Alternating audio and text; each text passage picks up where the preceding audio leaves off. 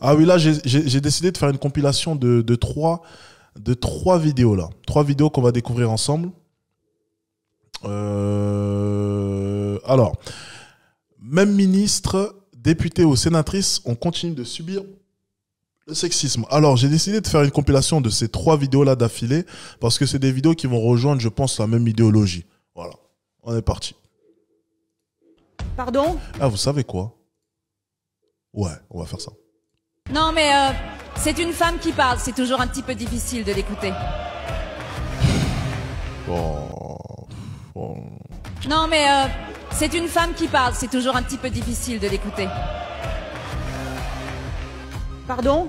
Vous pouvez répéter un petit peu plus fort ce que vous venez de dire, monsieur le sénateur, vous venez de dire, parce que des fois ce ne serait pas au JO. Vous venez de dire à mon propos, pendant que je parlais de la parité, c'est qui cette nana? Je souhaite que soit bien inscrit. Votre nom, s'il vous plaît?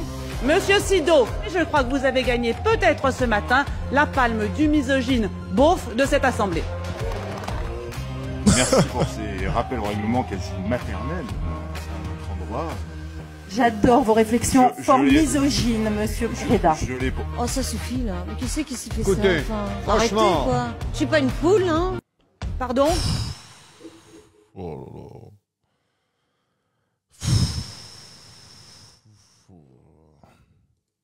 La langue française est sexiste. Vous ne me croyez pas? Les mots ont vraiment un sens pour elles, hein, pour les femmes. Hein. Et c'est vraiment nana ou une quelconque appellation comme ça, elles ne le peuvent pas. Hein. Et voyons maintenant un peu ce qu'elle a à nous dire, celle-ci. La langue française est sexiste. Vous ne me croyez pas? Il y a une blague à ce sujet. Une vieille blague, mais très éclairante. Un courtisan, c'est un homme que l'on voit auprès du roi.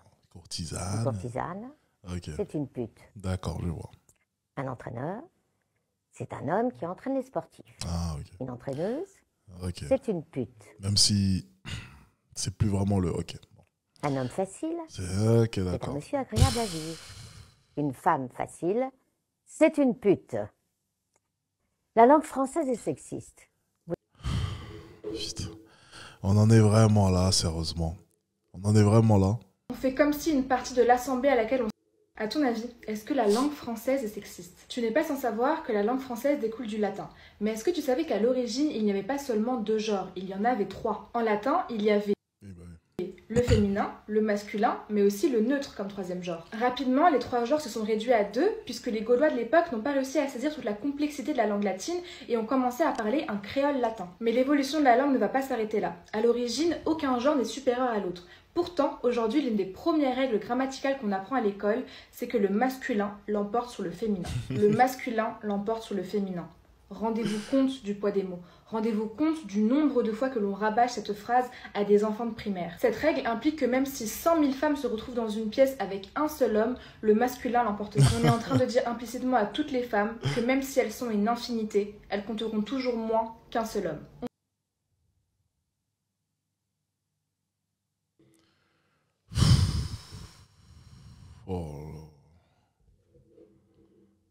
On fait comme si une partie de l'assemblée à laquelle on s'adresse n'existe pas. Et ça, c'est bel et bien sexiste et même irrespectueux.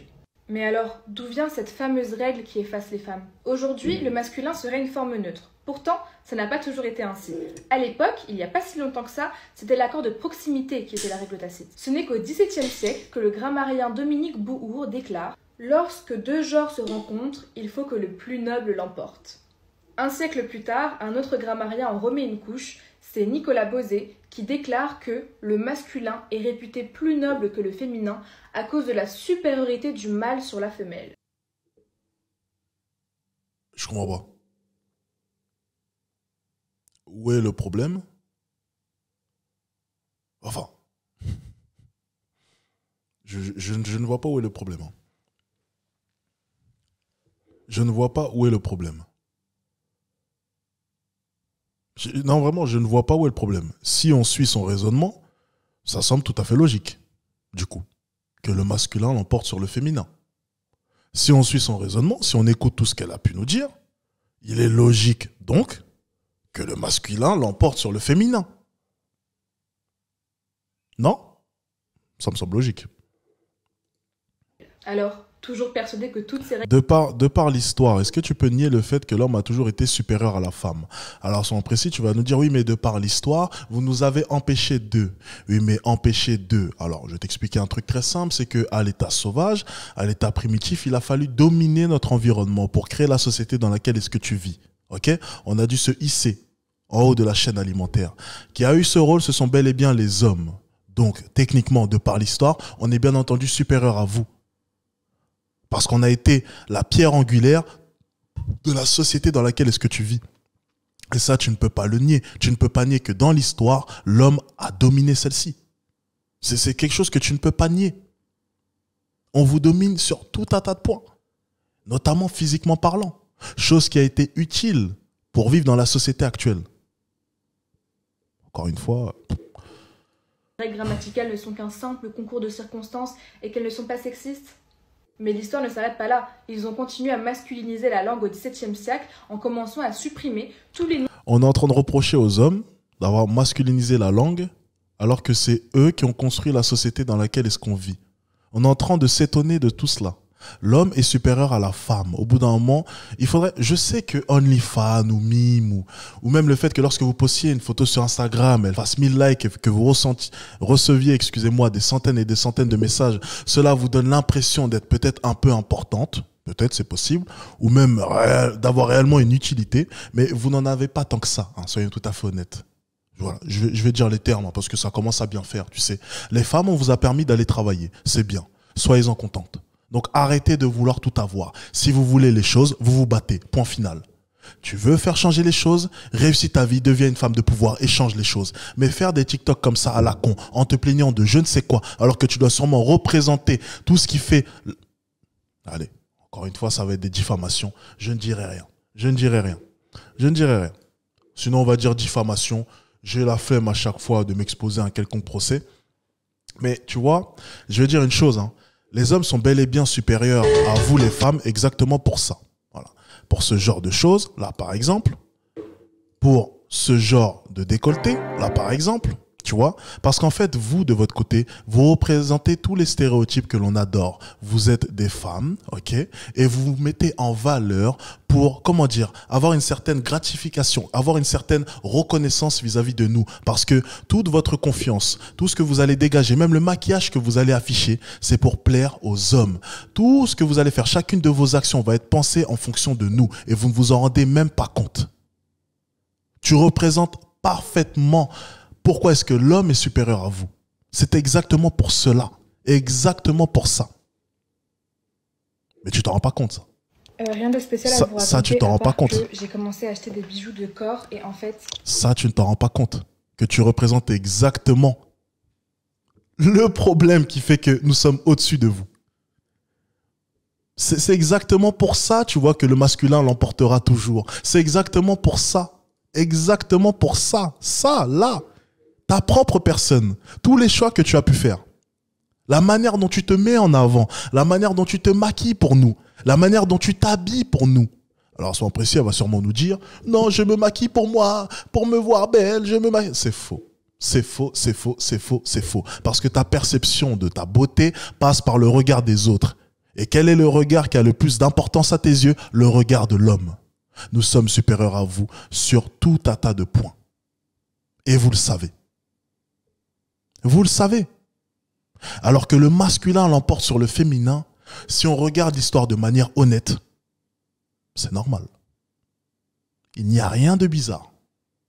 Ça ne veut pas dire que vous êtes moins importante que nous. C'était pas ça. Ça veut juste dire qu'on a été plus utile que vous.